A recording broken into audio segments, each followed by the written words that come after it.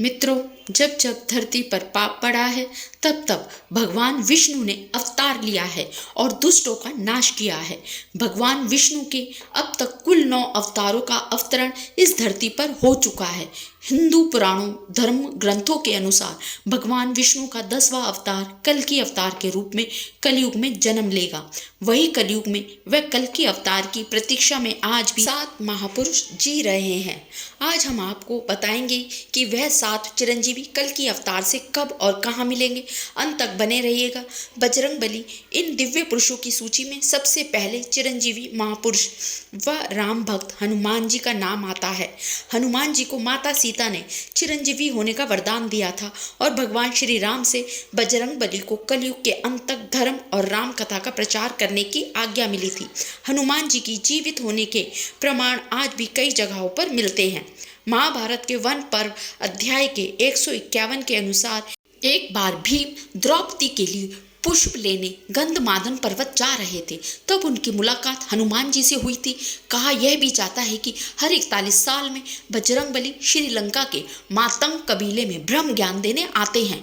कलयुग के अंत में जब पाप की सीमा बढ़ जाएगी, जब भगवान कल्कि इस पृथ्वी लोक पर अवतरित होंगे, तब बजरंगबली एक बार फिर से भगवान कल्कि के रूप में श्री राम जी के दर्शन करेंगे और तब श्री राम द्वारा दिए हुए उन वचनों का कार्यकाल भी समाप्त हो जाएगा। परशुराम चिरंजीवी महापुरुषों की लिस्ट में दूसरा नाम परशुराम जी का आता है। परशुराम जी भगवान विष्णु के 6ठे अवतार हैं। चिरंजीवी होने के चलते उनके भी प्रमाण महाभारत काल में दिखे थे। पौराणिक कथाओं के मुताबिक भगवान कल्कि के गुरु भी परशुराम जी ही होंगे। महाभारत काल में भी उनका निवास महेंद्रगिरी पर्वत ही था और आज कलयुग में भी वह इसी पर्वत पर तपस्या में लीन होकर कल्कि अवतार की प्रतीक्षा कर रहे हैं। अगले महापुरुष है राजा बलि। राजा बलि श्री हरि भक्त फैलाद के वंशज थे। उन्होंने अपने बल से तीनों लोकों को जीत लिया था। माने तो भगवान विष्णु ने राजा बलि के घमंड को तोड़ने के लिए वामन अवतार लिया था। एक बार राजा बलि के यज्ञ में शामिल हुए।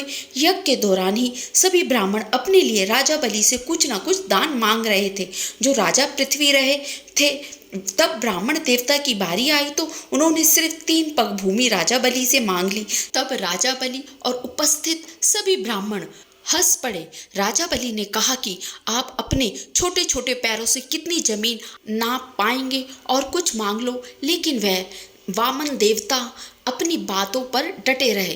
तब राजा बलि ने कहा जहां आप चाहते अभी ले लो। तब ब्राह्मण देवता ने अपना विराट रूप धारण कर लिया और एक पग में देवलोक और दूसरे पग में पृथ्वी और पाताल लोक नाप लिया। इसके बाद उन्होंने कहा कि तीसरा पग कहाँ रखूं। राजन राजा बलि ने अपना सिर आगे कर दिया और वह वामन देवता ने राजा बलि के सिर पर पैर रखकर उन्हें पाताल लोक भेज दिया और उन्हें सूतल लोक में फंसा दिया, जहां वह आती अपनी मुक्ति के लिए कल्कि अवतार की प्रतीक्षा कर रहे हैं। विशेष अर्थ मित्रों, हम बात करेंगे चौथे महापुरुष लंकाधिपति विभीषण की बारे में। विवरण प्रभु राम के अन्य भक्त थे। जब लंकापति रावण ने माता सीता का अपहरण कर लिया था, तब विभीषण ने अपने भाई रावण को काफी समझाया हुआ था कि भगवान राम से शत्रुता ना करे, जिसके बाद रावण ने उन्हें अपनी लंका से निकाल दिया था। तब विभीषण भगवान राम की सेवा में चले गए और रावण की अधर्म का अंत करने के लिए धर्म का साथ दिया। कारण है कि भगवान श्री राम ने विभीषण को चिरंजीवी होने का वरदान दिया था, जो कि योग यानी कलयुग के अंत तक जीवित रहेंगे। अधिवेशन की जीवित होने के प्रमाण रामायण काल के बाद महाभारत काल में भी मिले थे। कलयुग में विभीषण कहाँ है, इस बात की जानकारी तो किसी को नहीं है, लेकिन यह जरूर पता है कि उनका उस युग में भी होने का सिर्फ एक ही लक्ष्य है, जो है अपने प्रभु के अवतार कल्कि से मिलना। अश्वत्थामा महापुरुष का नाम भी शामिल है। गुरु द्रोणाचार्य के पुत्र अश्वत्थामा आज भी इस पृथ्वी लोक पर मुक्ति के लिए भटक रहे हैं। महाभारत के युद्ध में अश्वत्थामा ने कौरवों का साथ दिया था। धर्म ग्रंथों के अनुसार भगवान श्री कृष्ण ने ब्रह्मास्त्र चलाने के कारण अश्वत्थामा को कलयुग तक भटकने का श्राप दिया था। अश्वत्थामा के संबंध में प्रचलित मान्यता है कि मध्य प्रदेश के असीरगढ़ किले में मौजूद प्राचीन शिव मंदिर में अश्वत्थामा हर दिन भगवान शिव की पूजा करने आते हैं अश्वत्थामा की कल्कि अवतार की प्रतीक्षा कर रहे हैं। कहा जाता है कि अश्वत्थामा भगवान विष्णु का इकलौता ऐसा अवतार है जिसकी पूजा नहीं की जाती, परंतु कल्कि अवतार में अश्वत्थामा का एक अहम रोल होगा जो आने वाली पीढ़ियों तक उसका गुणगान करेंगे। महर्षि व्यास अश्वत्थामा के बाद छठे चिरंजीव महापुरुष है महर्षि व्यास। महर्षि वेद व्यास के नाम से भी जाना जाता है क्योंकि उन्होंने ही चारों वेद, महाभारत, 18 पुराण और भगवत गीता लिखी थी।